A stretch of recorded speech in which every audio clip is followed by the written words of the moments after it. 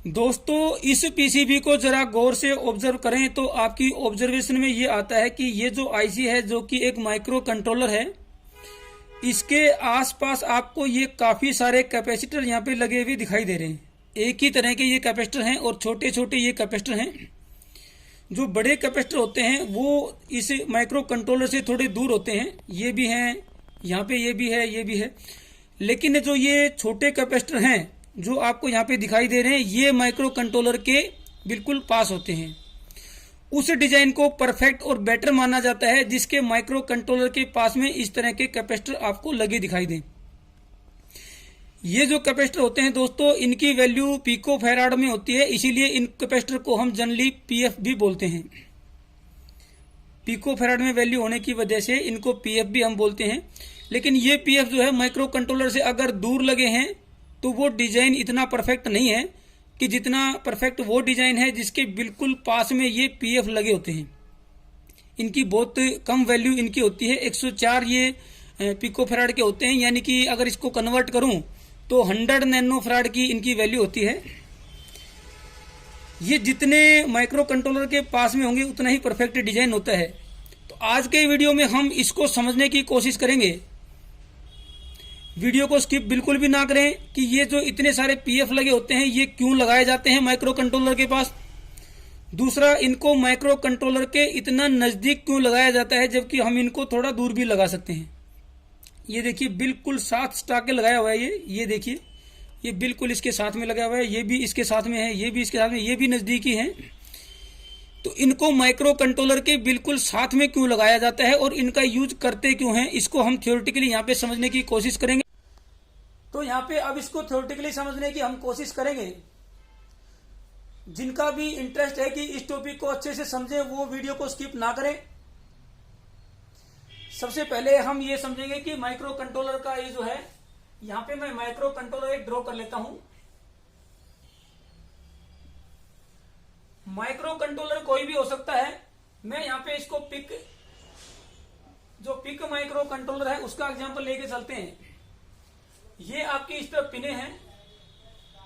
ये जो micro controller होते हैं इनका जो प्रोसेसिंग होती है वो काफी फास्ट होती है, यानी कि किसी काम को करने में, किसी इंस्ट्रक्शन को एग्जीक्यूट करने में ये बहुत कम टाइम लेते हैं।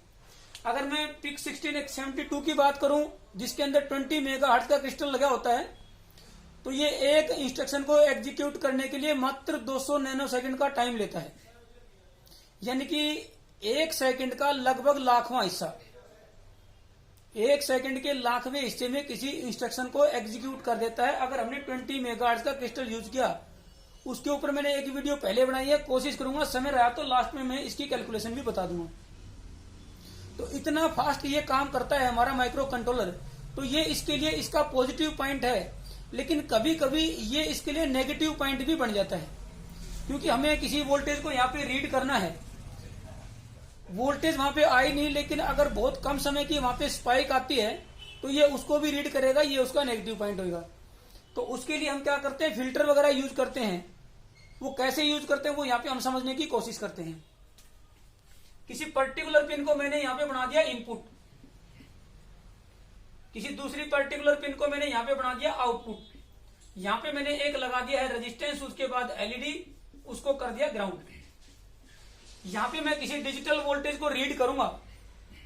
रीड ये करूंगा कि जैसे ही यहाँ पे 5 वोल्ट आएगी तो ये 5 वोल्ट को रीड करेगा और यहाँ पे इस एलईडी को ऑन कर देगा। सिंपल सा मैं एक एग्जांपल लेके चलता हूं। यहाँ मुझे 5 वोल्ट को रीड करना है। जैसे ही 5 वोल्ट आएगी तो मैं इस पर्टिकुलर आउटपुट पिन को ऑन करूंगा, यानी कि एलईडी ऑन हो जाएगी। ये 0 लेवल है, ये 5 वोल्ट का लेवल है। यहाँ पे अभी 0 है। ये पिन बार बार इसको रीड करती रहेगी फ्रैक्शन ऑफ सेकंड्स के अंदर।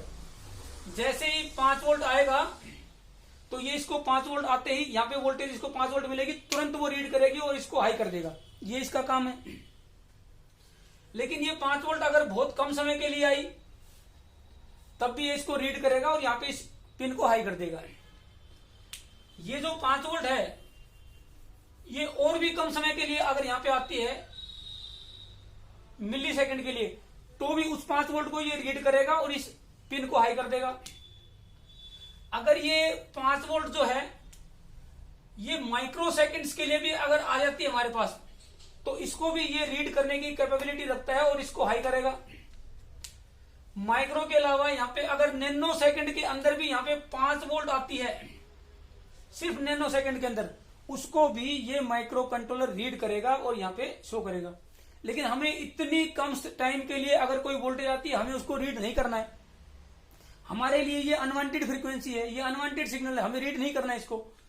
ये स्पाइक है, मान लेता हूं कि ये कोई हम किसी एसी को डीसी बनाते हैं और डीसी को फिल्टर करके यहाँ पे इसको सप्लाई कर रहे हैं, लेकिन उसमें कोई रिपल रह जाती है, तो वो रिपल है, अनवांटेड सिग्नल है, इसको हमें नहीं रीड नहीं करना है। तो ये उसको भी रीड करेगा क्योंकि इसका प्रोसेसर फास्ट है। बिल्कुल कम टाइम के लिए भी कोई स्पाइक आ जाती है तो उसको ये एज ए वोल्टेज रीड करके आपका आगे काम करना स्टार्ट कर देगा। तो यहाँ पे हम फिल्टर यूज करते हैं। तो सबसे पहले ये जो ज्यादा टाइम के लिए कोई स्पाइक आती है तो उसको रिमूव करने के लिए हम बड़े कैपेसिटर लगाते हैं, इलेक्ट्रोलाइटिक कैपेसिटर 1 माइक्रोफेराड, माफ कीजिए 1 माइक्रोफेराड, 2.2 माइक्रोफेराड या 4.7 माइक्रोफेराड। ज्यादा वैल्यू के जो कैपेसिटर हैं वो हाई फ्रीक्वेंसी को, ज्यादा ड्यूरेशन के स्पाइक को रिमूव करने के लिए यूज करते हैं। वो माइक्रो कंट्रोलर के काफी दूर यहाँ पे लगे होते हैं। लेकिन बहुत कम टाइम के लिए अगर कोई स्पाइक आती है, नैनो सेकंड्स के लिए या उससे भी कम के लिए, तो उनको रिमूव करने के लिए हमें बड़े कैपेसिटर नहीं, छोटे कैपेसिटर यानी कि कम वैल्यू के कैपेसिटर की जरूरत पड़ेगी, ताकि वो उस छोटी सी एनर्जी को अपने अंदर स्टोर कर सके। तो छोटा कैपेसिटर वहां पे लगाना पड़ेगा। उसके लिए हम यूज करते हैं यहाँ पे पीएफ हम उसको इसलिए बोलते हैं क्योंकि उनकी वैल्यू जो होती है वो पिकोफैराड में होती है। यहाँ पे हम एक कैपेसिटर लगाते हैं और उसके दूसरे हिस्से को यहाँ पे ग्राउंड कर देते हैं। तो हाई फ्रीक्वेंसी को ये जो है जितनी भी स्पाइक्स आएंगी बहुत कम ड्यूरेशन की, उन सभी को ये जो छोटा कैपेसिटर होता है ये उनको रिमूव करता है, ताकि यहाँ पे अनवांटेड कोई भी स्पाइक हमारी माइक्रो कंट्रोलर तक ना पहुंचे और ये मिसबिहेव ना करे, उसको गलत तरीके से उसको सेंस ना करे। एक एग्जांपल हमने यहाँ पे लिया है। अब दूसरा सवाल ये है कि हम इन कैपेसिटर को इतना नजदीक क्यों लगाते हैं। एक मेरे पास ये भी ऑप्शन है कि जो बड़ा कैपेसिटर लगा है, ये मेरा कोई इलेक्ट्रोलाइटिक कैपेसिटर है, इसके बिल्कुल साथ में वहीं पे एक में पीएफ यानी कि पिकोफैराड में कोई कम वैल्यू का कैपेसिटर वहां लगा दूं। ये हाई फ्रीक्वेंसी को रिमूव करेगा, ये लो फ्रीक्वेंसी को रिमूव करेगा। बिल्कुल करेंगे, ये यहाँ पे काम करेंगे। लेकिन कोई भी वायर या कॉपर का ट्रैक है, उसका अपना एक रेजिस्टेंस होता है, और जिसका रेजिस्टेंस होगा उसके अंदर इंडक्टेंस की भी प्रॉपर्टी होती है। यानी कि इसका अपना एक रेजिस्टेंस भी होगा और इस ट्रैक का अपना एक इंडक्टेंस भी होगा। और इंडक्टेंस की वजह से, क्योंकि इंडक्टेंस किसी चेंज को अपोज करता है, तो जैसे ही यहाँ पे वोल्टेज आएगी, करंट इसके अंदर ड्रॉ होगा, तो वो उसको अपोज करेगा। उससे क्या होगा, यहाँ पे रिपल जनरेट हो जाएंगी।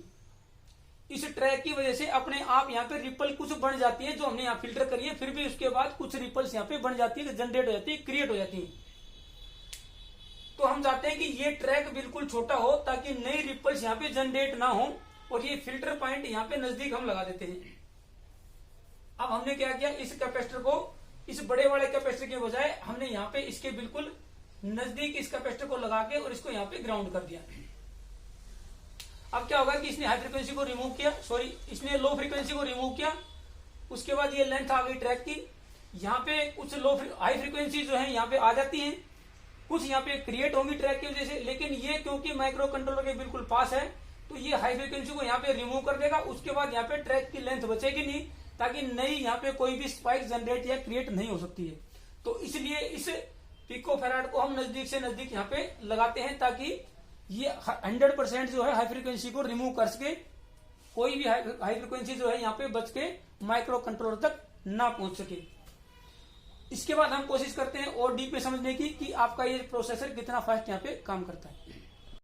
तो यहाँ पे अगर हमें कुछ डिजाइन करना है तो कुछ बातें यहाँ पे हमारे को आज क्लियर हो गई है कि हाई फ्रीक्वेंसी को रिमूव करने के लिए कम वैल्यू का कैपेसिटर लगाया जाता है, लो फ्रीक्वेंसी को रिमूव करने के लिए ज्यादा वैल्यू का कैपेसिटर लगता है।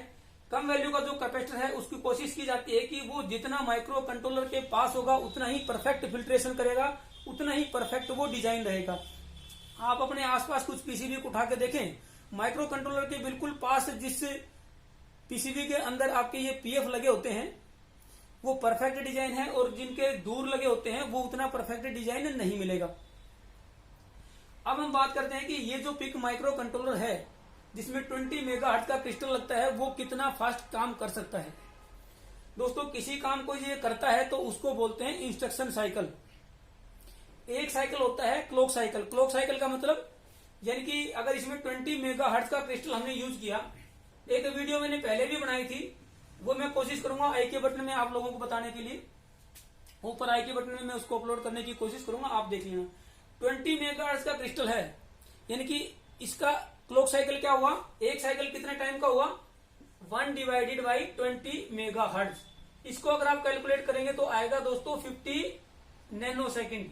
एक साइकिल 50 नैनो सेकेंड का इसका बनता है। लेकिन माइक्रो कंट्रोलर जो काम करता है उसमें उसको 4 काम करने पड़ते हैं। फैच करना, किसी चीज को उठाना, डिकोड करना, उसको डिकोड करना, फिर उसको एग्जीक्यूट करना, उससे काम करवाना, फिर उसको राइट बैक करना, वापिस उसका रिजल्ट को राइट बैक करना। यानी कि 4 काम करता है, तब उसका एक इंस्ट्रक्शन साइकिल होता है कंप्लीट। तो इसका मतलब ये 4 क्लॉक साइकिल मिलके एक इंस्ट्रक्शन साइकिल बनाते हैं। तो एक काम को करने के लिए उसको 4 क्लॉक की जरूरत है। तो माइक्रो कंट्रोलर के अंदर जो आप सीधा सीधा इसको 4 से डिवाइड कर दें तो ये आपका 5 मेगाहर्ट्ज पे इंटरनली माइक्रो कंट्रोलर काम करता है। 5 मेगाहर्ट्ज पे 20 डिवाइडेड बाई 4 करेंगे तो 5 मेगाहर्ट्ज पे इंटरनली आपका जो माइक्रो कंट्रोलर है वो काम करता है। या दूसरे तरीके से कहूं, 4 क्लॉक साइकिल हमने मिला लिए तो 50 नैनो सेकेंड इंटू 4 क्या हो गया, 200 नैनो सेकेंड का एक इंस्ट्रक्शन साइकिल होता है। इस तरीके से भी कैलकुलेट कर सकते हैं। या फिर 1 डिवाइडेड बाई 5 मेगाहर्ट्ज, इसको भी अगर आप कैलकुलेट करेंगे तो ये 200 नैनो सेकेंड का यहाँ पे टाइम आता है। यानी कि किसी एक काम को, इंस्ट्रक्शन को एग्जीक्यूट करने के लिए 200 नैनो सेकेंड का ये आपका यहाँ पे टाइम लेती है ये माइक्रो कंट्रोलर, जिसके अंदर 20 मेगाहर्ट्ज का क्रिस्टल यूज किया होता है, जो कि सेकंड का लाखवां हिस्सा है। यानी कि इतने कम समय में किसी एक काम को ये माइक्रो कंट्रोलर कर देता है। तो इतने फास्ट ये काम करता है कि यहाँ पे हमें किसी भी तरह की नॉइज यहाँ पे अलाउड नहीं है, इसलिए ये बहुत कम वैल्यू के कैपेसिटर यहाँ पे यूज करते हैं।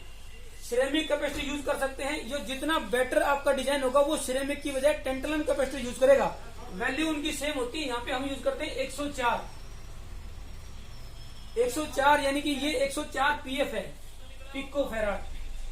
इसके दूसरे शब्दों में अगर इसको मैं कन्वर्ट करूं तो दोस्तों ये हो गया आपका 100 नैनो फेराड। या तीसरे शब्दों में इसको और मैं कन्वर्ट करूं तीसरी डेफिनेशन में तो ये दोस्तों आपका होता है 0.1 माइक्रो फेराड। 104 की जो वैल्यू होती है 104 पीएफ वो 100 नैनो होता है, या फिर मैं कहूं 0.1 माइक्रो फेराड है। ये काफी कम वैल्यू का कैपेसिटर होता है जो हम यूज करते हैं माइक्रो कंट्रोलर के आसपास। इसके ऊपर भी मैंने एक वीडियो बनाई है, वो भी शायद आपको आई के बटन में मिल जाएगी। तो यहाँ पे आज हमने समझने की कोशिश की है। अगर आपको हमारे वीडियोस पसंद आते हैं उनको लाइक और शेयर जरूर करें। ऐसे ही वीडियोस को देखने के लिए आप हमारे चैनल की प्लेलिस्ट पे जरूर जाएं, वहां पे आप लोगों को इस तरह के वीडियोस आप लोगों को मिल जाएंगे। नए हैं तो चैनल को सब्सक्राइब कर लें, बेल आइकन को दबा दें ताकि आप लोगों को नए वीडियोज की नोटिफिकेशन मिलती रहे सबसे पहले। थैंक यू दोस्तों।